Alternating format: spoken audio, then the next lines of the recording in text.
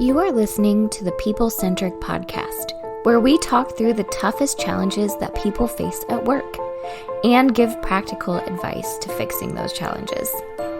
Thanks for joining our movement to create workplaces that are happier, healthier, aligned, and empowered by putting people at the center of all that we do.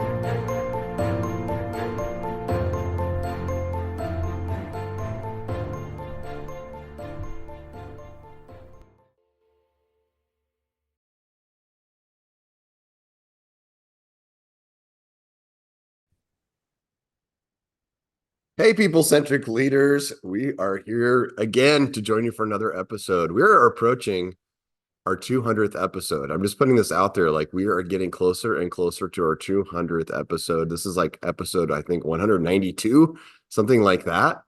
And when we travel around, I have to say, when we travel around, we do run into people who hear our podcast, and it's starting to get kind of exciting. We'll be at the airport and people will just run up to us and ask for autographs, or we'll be at events and people bring their children up to us and ask us, is that people gone?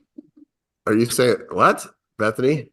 Do not lie to the people. Okay, that's lying. I was totally lying. Thank you, Bethany. Thank you for calling out the shenanigans.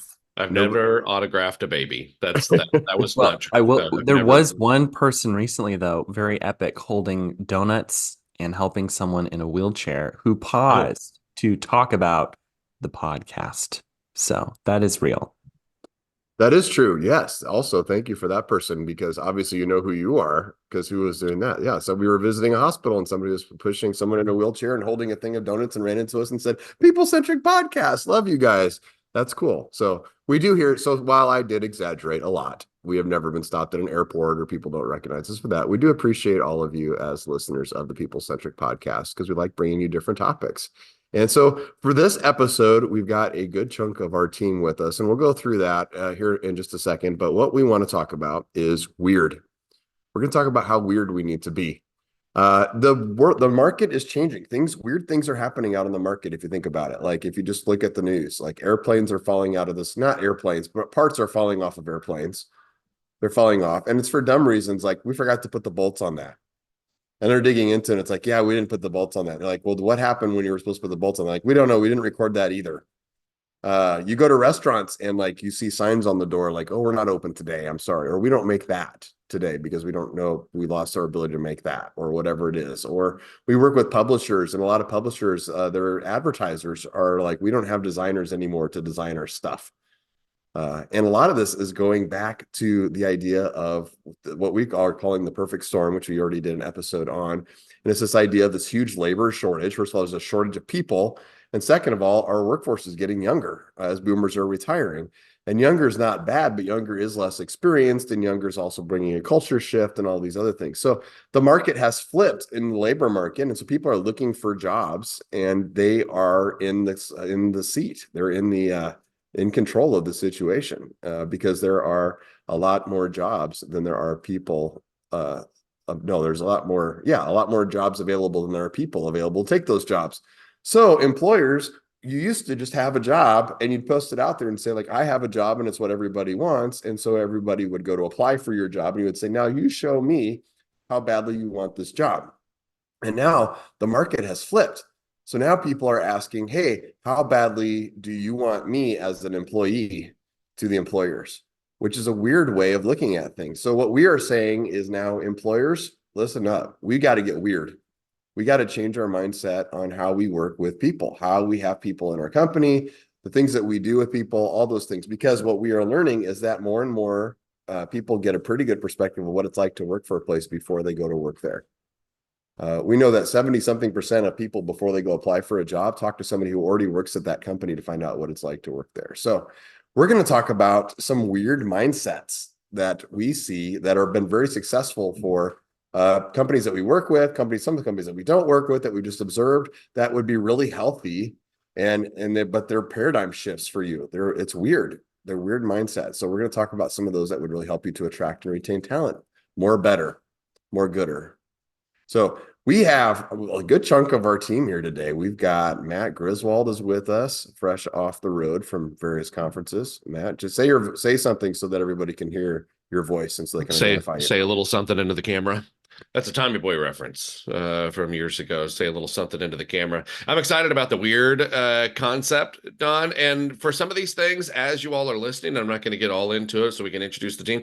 But for some of these things, as we go through what our ideas of being weird might be, you might create kind of a checklist and be like, oh, okay, I kind of already do that. I didn't know that was weird. It's just something that we've started to do. Or you might go, whoa. That's way too weird for my blood, right? I can't. That sounds odd, but we just have to be a weirdly great place to work because it's not just about throwing money to get at the people to get them in the door. I've got to be a weirdly great place to work even after I begin the work, right? So, what kind of system are you feeding them into? We're going to talk about that today. Back to you, Don. Back to me. Yes. Thank you, Matt. That was great. Thank you for saying something. And we also got Diana on our team. Diana, say something. Hey.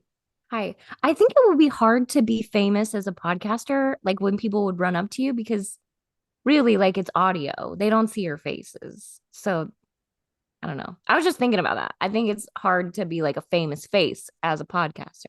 Well, that's probably true. Yeah. Unless, I mean, we do have the YouTube version that you can go watch us.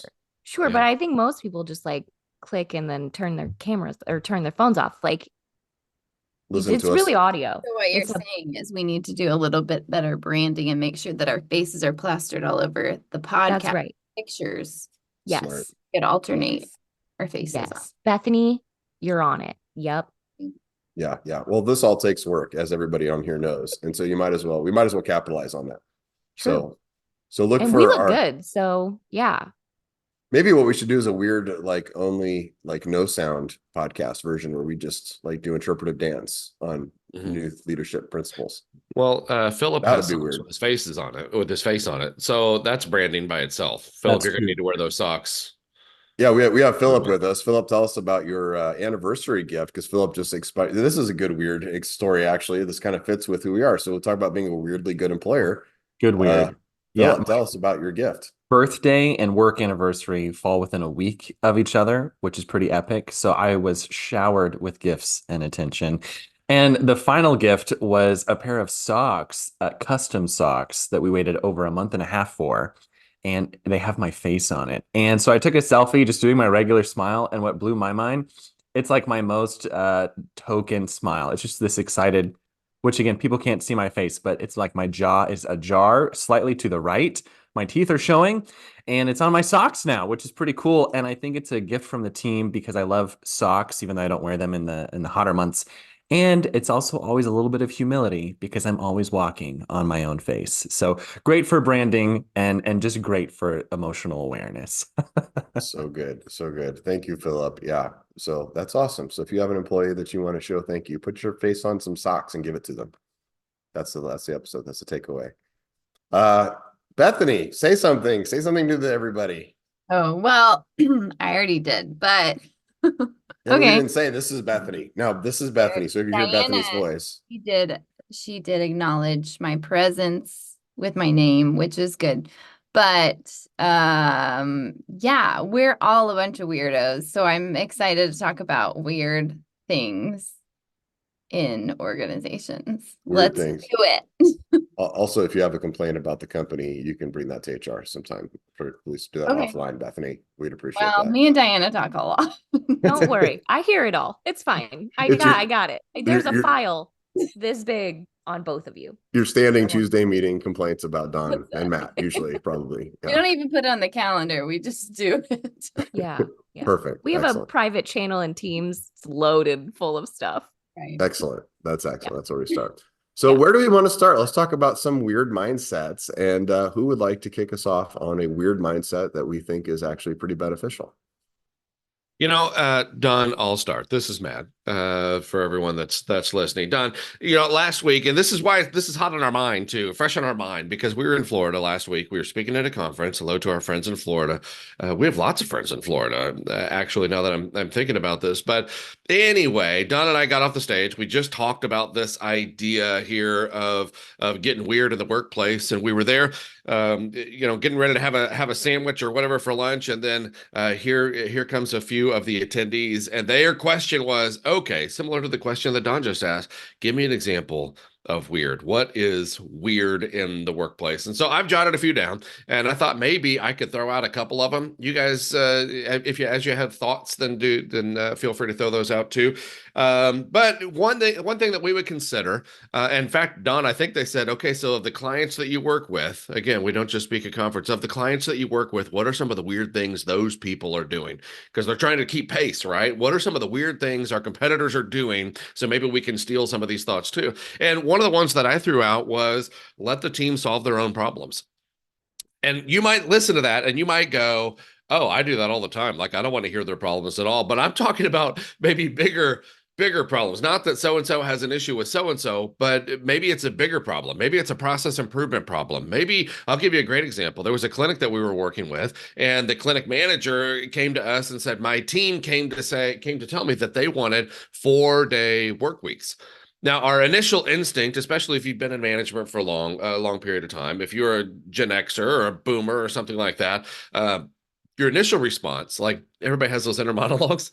We should do a podcast on initial inner monologue responses, and that would be a fun time, right? Our initial response is, don't we all get back to work? Diana, you could fill an hour of this, right? That's a whole nother topic. Like, let's talk about our initial response. So your team approaches you and they're like, we want 4-day work weeks. Your initial response is, yeah. And insert snarky comment here, get back to work. But I can't say that. I think the weird approach that we're encouraging people to do, and this is actually what that clinic did, was listen, I will support you in the 4-day work week if you can do X, Y, and Z, right? I've got to see X amount of patients. We've got to maintain X amount of revenue. Like here's the X, Y, and Z factors. If you all can get together and figure that out, then great. I'm totally supportive of that. This is a different mindset, maybe of years past.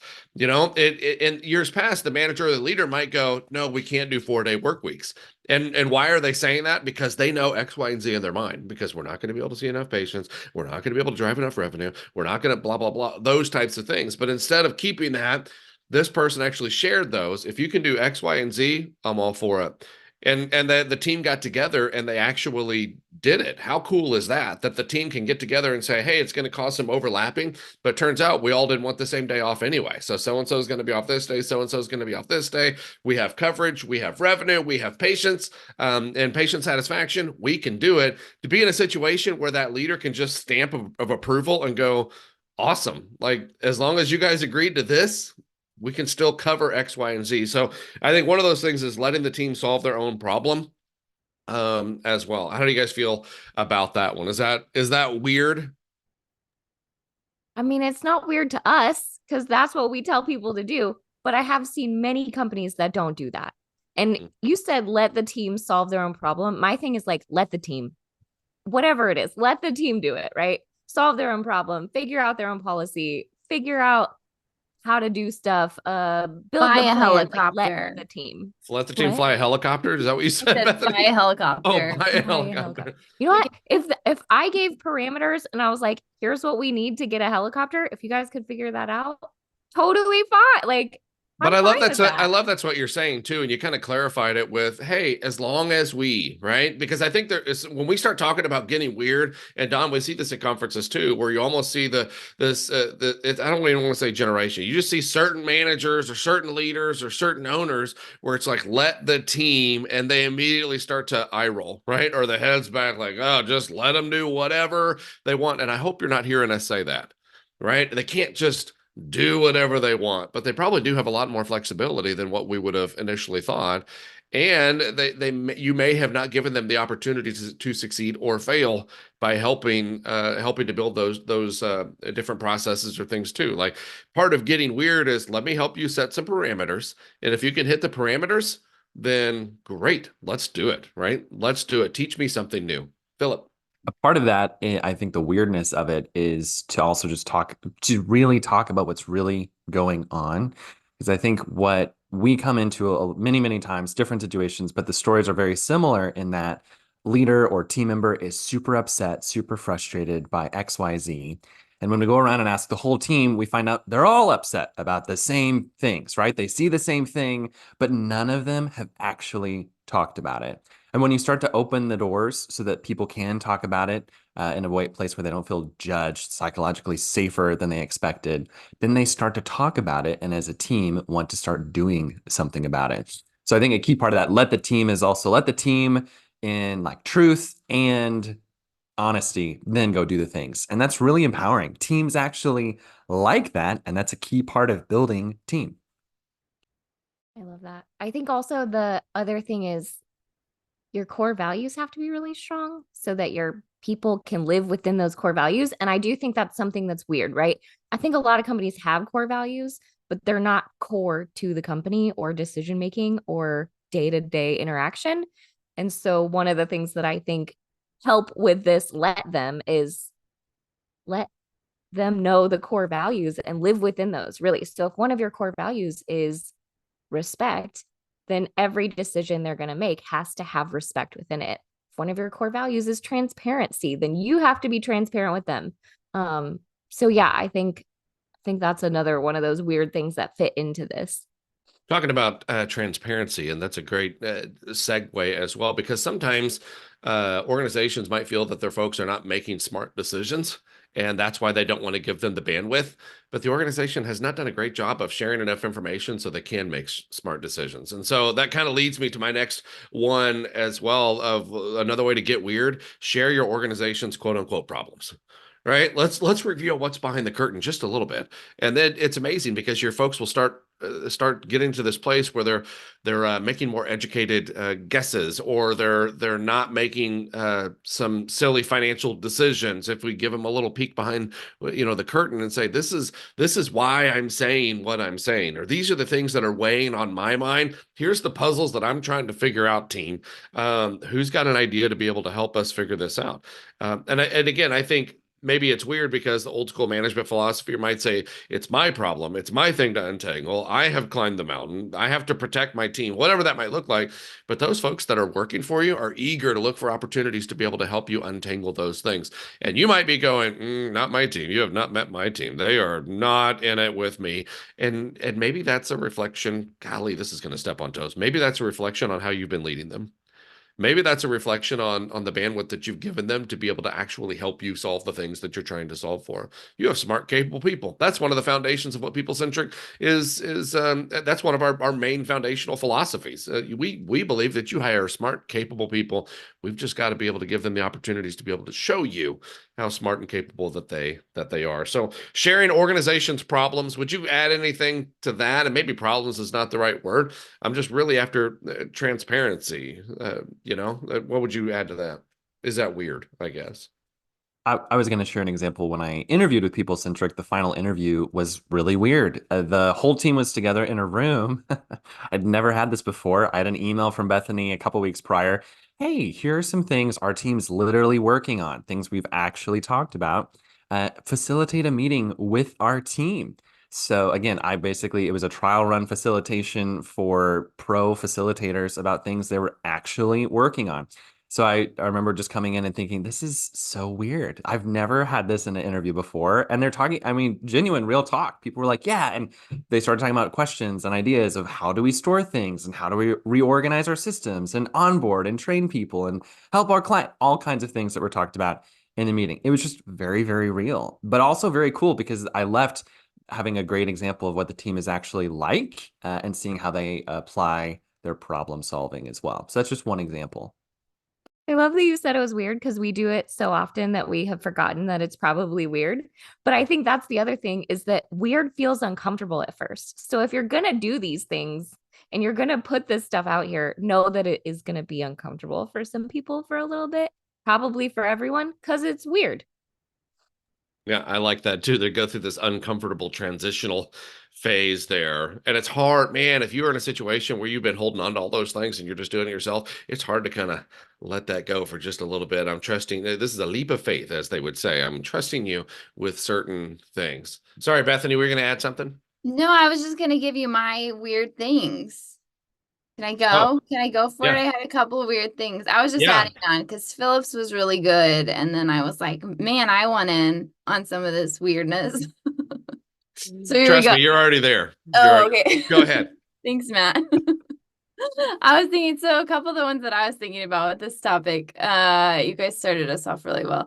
A couple of the ones I was thinking about were maybe people hate this one. I'm going to be honest with you. People hate this one. Maybe more meetings equal more productivity.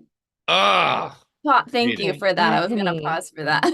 So many people just hung up their phone, just like turned off their podcast, like ripped their earbuds out.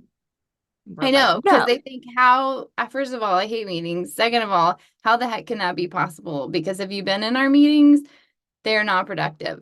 And I understand that. Yes, sometimes your meetings are probably not productive, but we always say that if you have the right meetings, then they can be super productive. And a lot of times when we get into organizations, people are either doing two extremes. They're either having way too many meetings that they aren't productive, or they're having not enough meetings that they aren't productive. And so it's somewhere in the middle. But I think usually we kind of move towards the, hey, you probably need to have some more of the right meetings and make sure that they're really good meetings. And so I think that's weird sometimes for people when we come into the organization and start talking about that. So that's yeah, one of especially them. on like the first introduction, like let's get some more meetings in this place, and then you're fired. You're fired before you start. What we're saying, and Bethany just did a good job of laying that out too. We're not saying more meetings, but nobody wants another meeting,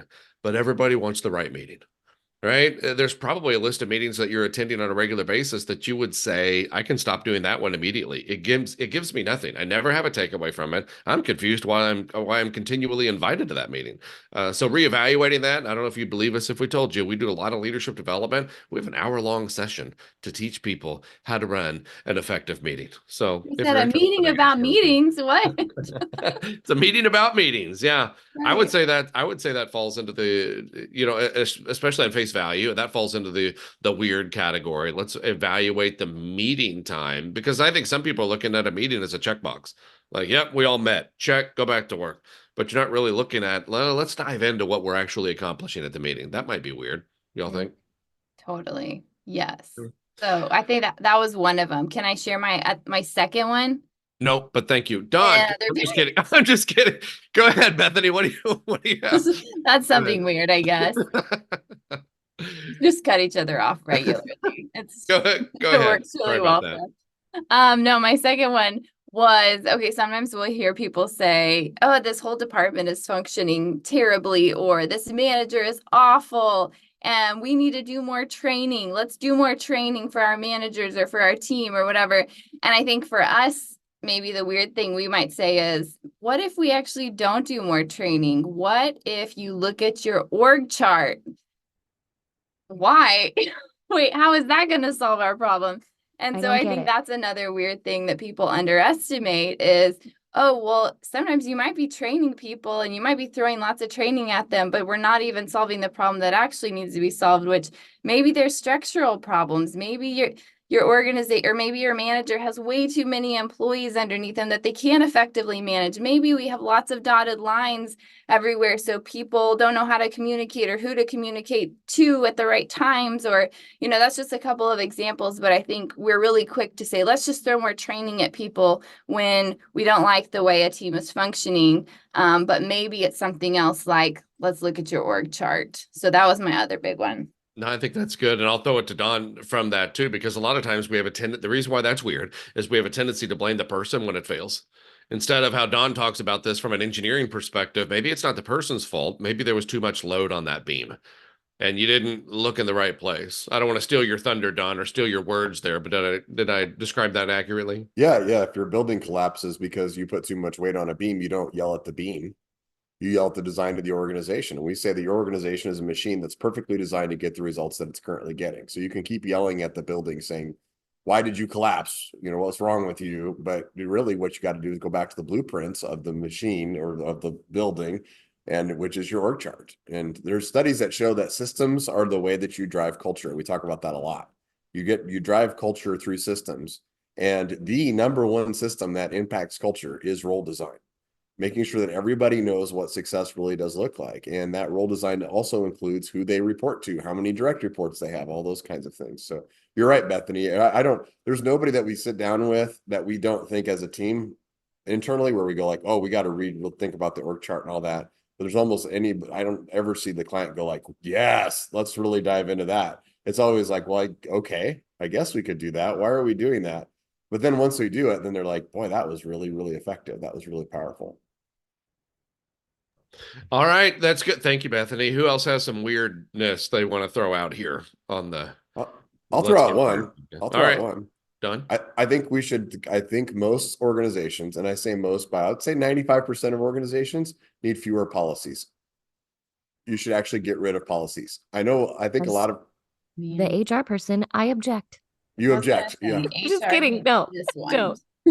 I don't. I love it. Thank you. Yes. As the HR person, I'm being weird and saying less policies. Continue. That's true. Yeah. And I hear a lot of people say, no, we need more policies. We need to define exactly when is this okay and when is this okay and what are we doing here and what are we doing here. And let me just be blunt. I'm just going to say it just in black and white and say that like this: you can't manage through policies. And a lot of times you think it's going to be easier. Like, well, if it's on paper, it's really nice to be able to sit down with somebody and say, I'm pulling for you, but this policy right here says that you can't do that.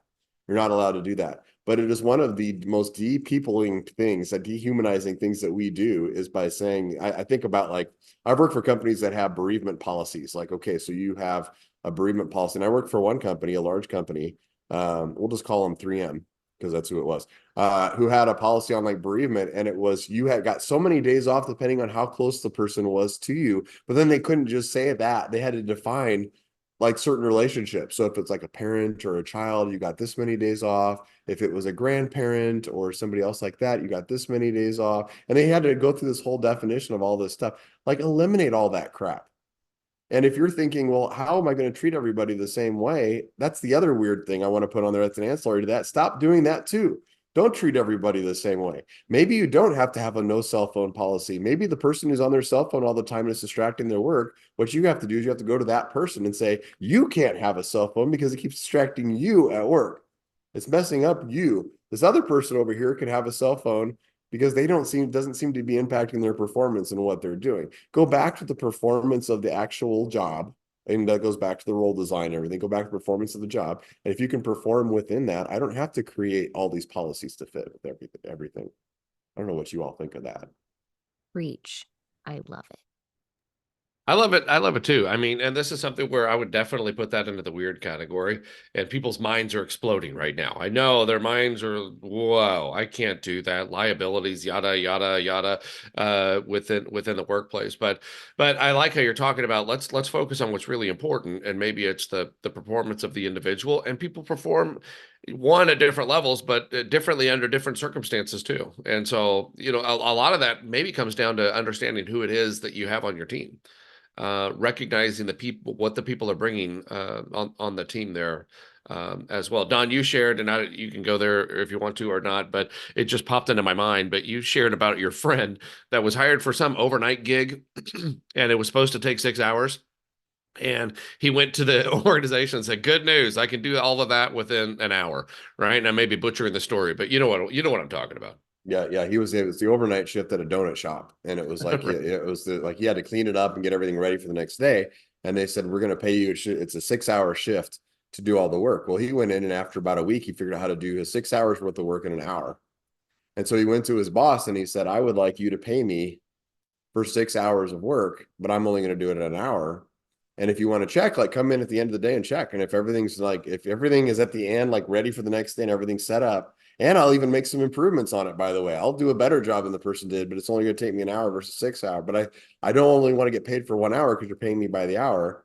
Would you pay me by 6 hours? And they laughed at him, right? They laughed at him and got no, he ended up quitting. He left. They never found out what he could actually do there. That guy is running a large company right now.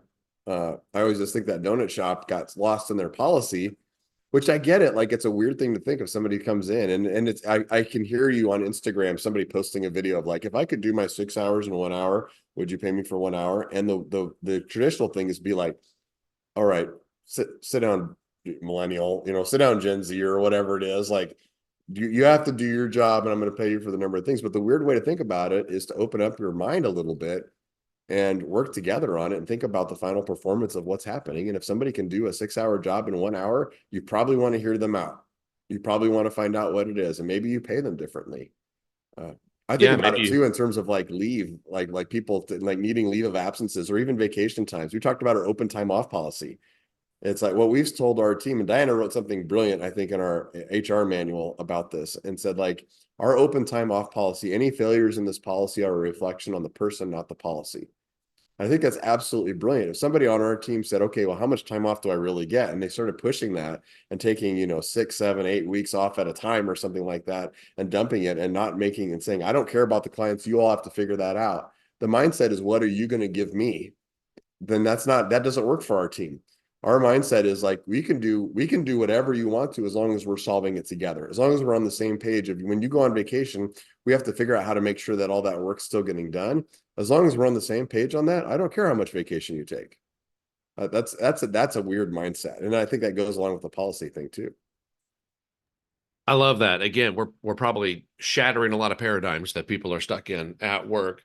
However, if you are one of those people, and maybe just pulse check this for a second, if you're one of those people, it feels like your paradigms are being shattered right now. I can't do that. I can't do that. Take a look around.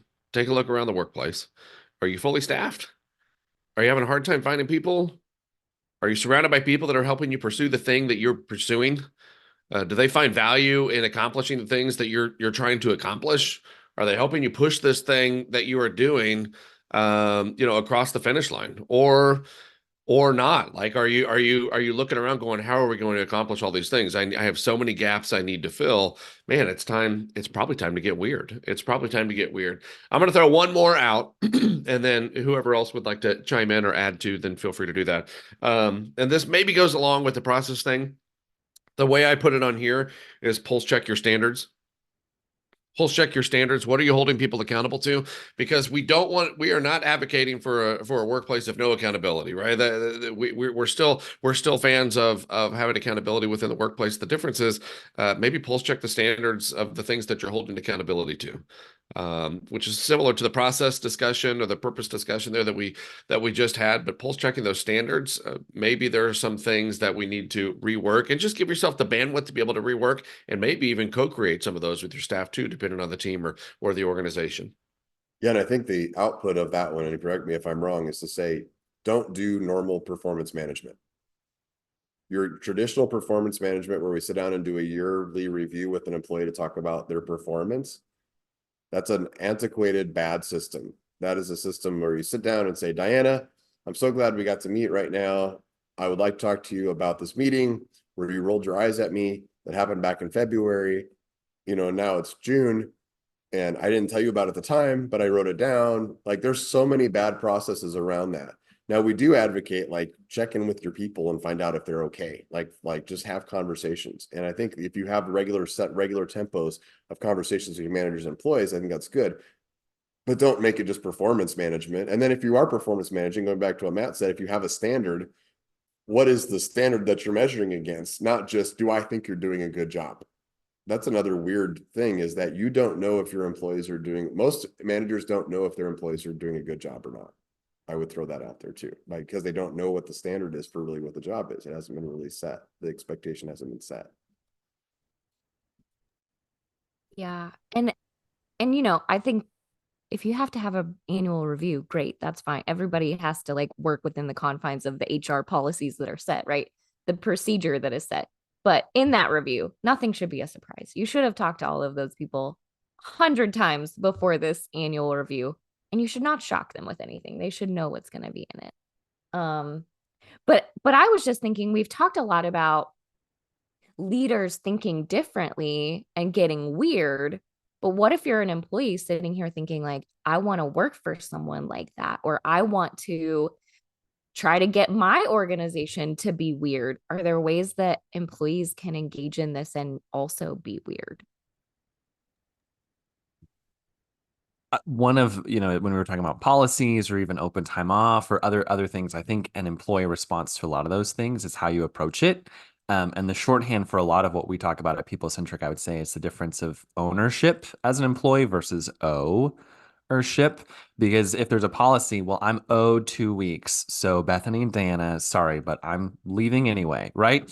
Ownership is I want to go on this thing for 2 weeks and there's openness and let's work together to make it done. Like I own and care as much about these things as you do, not as much as Diana. I care a lot, but I feel like Diana is just cares even more. But it's I think that because we hear a lot of especially small businesses that are actually owned by one person, and they'll say, "I just wish my employees thought like the owner." And the truth is, they probably won't because they don't own the business. They did not build it. They didn't sweat for it, and they also don't go home probably with the same return. And not that you're overflowing with cash, owner, but also you probably make more than a lot of these employees that you wish you behaved, like owners. So, but that approach as an employee, what if you actually did take more ownership of things? What if you're not trying to blame other people or figure stuff out only through policy, but you have the permission to use influence? And I think that's probably the final part is that we say everyone has influence and you have different probably amounts of influence based on title or skills or gifts, but recognizing that everyone has influence. And so, with the influence you have, you actually can impact people and do really cool things. There was someone I talked with recently who said, I don't have influence. And I just said, really? Like, what? Just tell me about the things you do in the day. And she listed tons of different things that she does every day. I was like, well, you have influence over those. And how do they impact your team? And the light bulb kind of hit when she thought, oh, like then there is a lot of influence here, right? I do make a big difference. I do support my team. And so owning that makes a huge difference for your team, whatever level you're at. I think the two weird things to add to that, Philip, of what an employee can do that's weird is number one is don't bring it, just like you said, the ownership versus ownership. Don't bring your problem. Go from the perspective of the organization's problem or your manager's problem. Like present solutions, that kind of idea. It's that idea. And then the other thing is don't just go in with a presentation, go in with questions and then answer the questions. Go in and say, hey, is this an issue for us? Could we, are we having trouble finding some people? I've got some ideas. Well, it's going in and asking questions and knowing that you could be wrong about some of the things that you're thinking about too, just being a little bit humble in your approach. It's tricky. The stuff that managers do that make them highly influential to employees also works for employees trying to be highly influential with their managers. That's why in this podcast, we encourage everybody to listen to it because it applies to everybody. I know that there's different levels of authority. And if I say don't have a performance management system, like I know that most people on this call, they can't change that for their company, but you can try to influence that. Yeah, I'm with you. Using the influence to be able to maybe create a proposal within the confines of the structure of the organization that you have. The example of that I started this call with too, with the clinic of the 4-day work week. The reason why that worked so well is because they presented a problem, they got approval to work on the problem, and they didn't just do it from, like Don said, the mindset of themselves. They did it and made sure that they took care of the company's processes and foundation as well. And so they didn't leave the company high and dry. It's so much easier to get things done with your leaders of the organization if you're willing to also put in some of the work on that thing as well. And you do it, delicately with the company standards in mind too. So anyway, we've covered a lot of ground here. Any other directions you'd like to go, or are we ready to wrap this one up? I think it's a good message just to be weird. I like this message. You have to think weirdly. You can't just keep modifying the things that you're already doing. And we see that at conferences all the time. Employers don't realize what's happening and how quickly this is changing and how badly it will be if they don't make significant radical changes to their organization.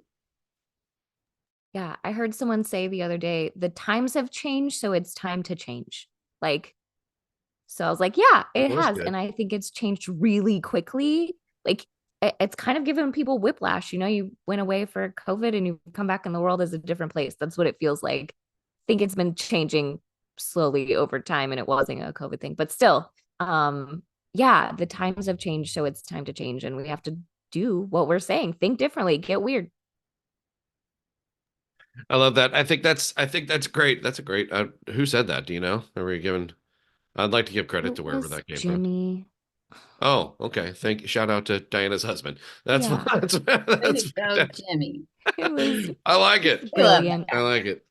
But no, that like he's right. Like the sentiment of that is correct. If I'm an employer and I'm wanting to succeed and I'm wanting to continue to grow, I got to get a little bit weird. And for the employees that are out there, these weird organizations exist, and I don't blame you for trying to find them. Right within this time. So we're competing for talent.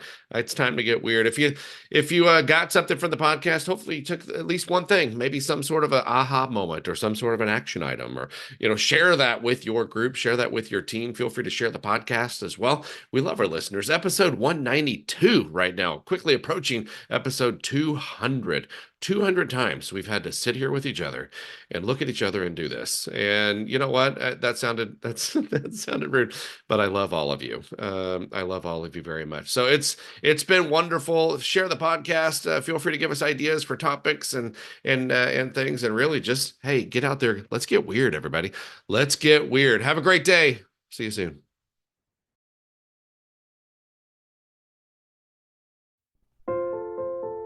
Thank you for listening to the People Centric podcast. We are so grateful for you joining us every week.